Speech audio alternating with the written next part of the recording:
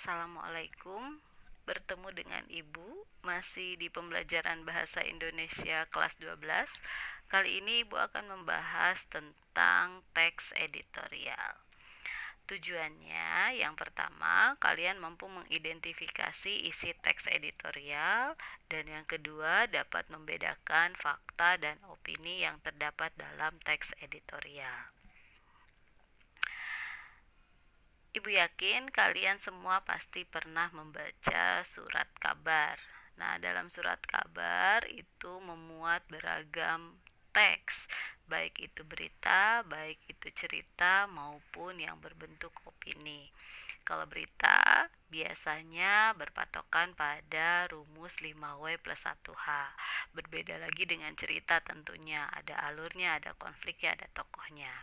Dan juga begitupun dengan opini. Nah, teks opini itu bisa ditulis oleh pembaca maupun oleh redaksi atau redaktur. Seperti yang akan kita bahas.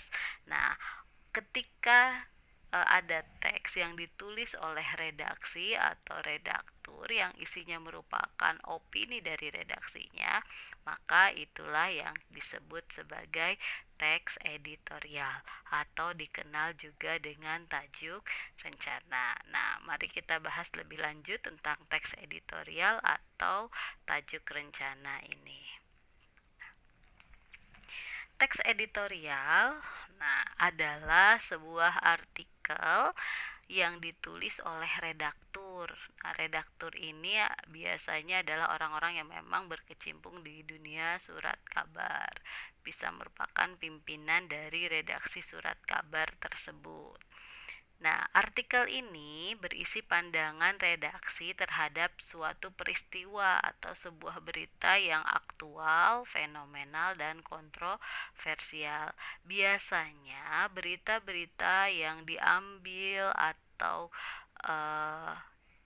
diungkapkan pandangannya oleh redaksi merupakan berita-berita yang menjadi headline news atau yang dijadikan cover utama dari si surat kabar yang tulisannya dicetak besar di bagian halaman depan surat kabar tersebut.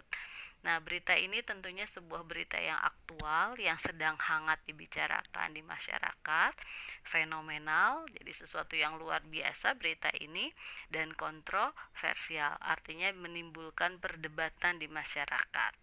Nah, teks editorial juga disebut tajuk rencana. Jadi ketika ada tajuk rencana yaitu juga teks editorial. Ini tujuannya sebetulnya menunjukkan bagaimana institusi media bersikap terhadap peristiwa yang terjadi di masyarakat.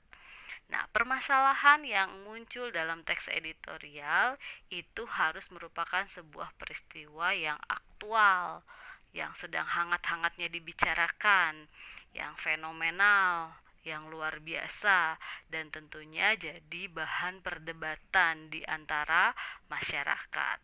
Dan tentu ini merupakan sebuah peristiwa yang mengandung fakta yang bisa dianalisis. Artinya peristiwa ini bukan hanya peristiwa isapan jempol belaka atau gosip-gosip saja gitu ya. Jadi harus sebuah fakta dan bisa dianalisis. Nah, gaya penulisan dari teks editorial sendiri itu bergaya ekspositori atau eksposisi yang biasanya tentu mengandung bagian-bagian seperti pernyataan umum, argumentasi, dan ada penegasan ulang. Nah, pernyataan umum ini yang biasanya banyak ditemukan fakta-fakta dari peristiwa tersebut yang kemudian diberikan penilaian oleh si redaktur berupa argumen-argumennya dan nantinya pada akhirnya diberikan penegasan ulang. Tujuan utama dari penulisan teks editorial ini sendiri sebetulnya memberikan pandangan terhadap pembaca atau terhadap masyarakat dari peristiwa yang terjadi agar tidak selamanya mereka dengan mudah menelan mentah-mentah apapun diterima, peristiwa yang terjadi itu diterima dengan mentah-mentah tanpa dipikirkan efek, dampak dan lain sebagainya. Ya, eh, dalam teks editorial itu biasanya ditemukan fakta dan opini. Fakta itu sendiri itu merupakan satu hal, satu keadaan atau peristiwa yang memang benar-benar terjadi. Dan fakta dalam teks editorial harus didukung oleh data-data yang memang terkait dengan peristiwa yang dibahas. Sedangkan opini dalam teks editorial itu isinya merupakan tanggapan redaksi. Tanggapan ini bisa berupa dukungan atau pernyataan sikap dari redaksi terhadap pihak yang ada dalam peristiwa tersebut. Dapat juga berupa penilaian, kritik, prediksi atau perakiraan-perakiraan, harapan, bahkan saran ya atau solusi penyelesaian masalah yang ada dalam berita atau peristiwa tersebut. Kalau Ibu kasih contoh, nih Ibu ada contoh sebuah teks editorial. Nah, judulnya Asa untuk DPR baru. Silahkan baca dulu. Baca, perhatikan. Nah, baca dan perhatikan.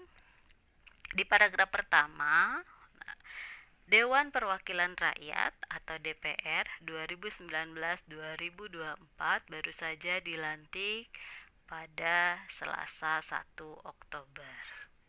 Ini merupakan fakta. Ini sebuah peristiwa dan ini bisa diangkat menjadi sebuah teks editorial karena ketika ada pengangkatan DPR, tentu ini bisa jadi kontroversial di masyarakat karena masyarakat memilih uh, para anggota dewan ini. Lalu di sini si penulis atau si redaksi kemudian memberikan argumen-argumennya. Coba lihat di paragraf 2. DPR tidak saja harus menjaga reputasinya sebagai lembaga penyambung aspirasi rakyat, tapi juga harus dapat mengembalikan kepercayaan rakyat yang terus menurun akhir-akhir ini. Terlihat ya, terlihat bahwa di sini ada pendapat tentang bagaimana kondisi DPR saat ini dan pandangan masyarakat terhadap lembaga DPR. Stigma masyarakat selama ini adalah bahwa anggota DPR hanya mementingkan kelompok atau golongannya serta jauh dari harapan rakyat yang diwakilinya. Ini masih anggapan juga. Nah, di sini bisa juga terlihat bagaimana dukungan atau keberpihakan si penulis terhadap pihak yang dibahas dalam peristiwa. Nah, tingkat kepuasan masyarakat terhadap kinerja DPR periode lalu cenderung rendah. Ini juga merupakan contoh opini, ya. Jadi dari satu fakta, kemudian penulis itu memberikan argumennya sehingga membangun opini ke masyarakat atau ke pembaca.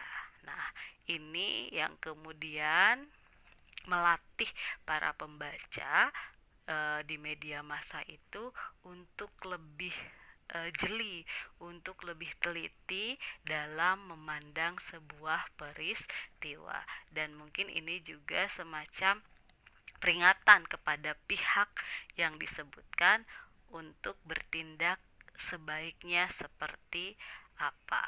Nah, seperti itu yang Ibu bisa bahas tentang teks editorial kali ini, tentang mengidentifikasi teks editorial dan menemukan fakta opini di teks editorial.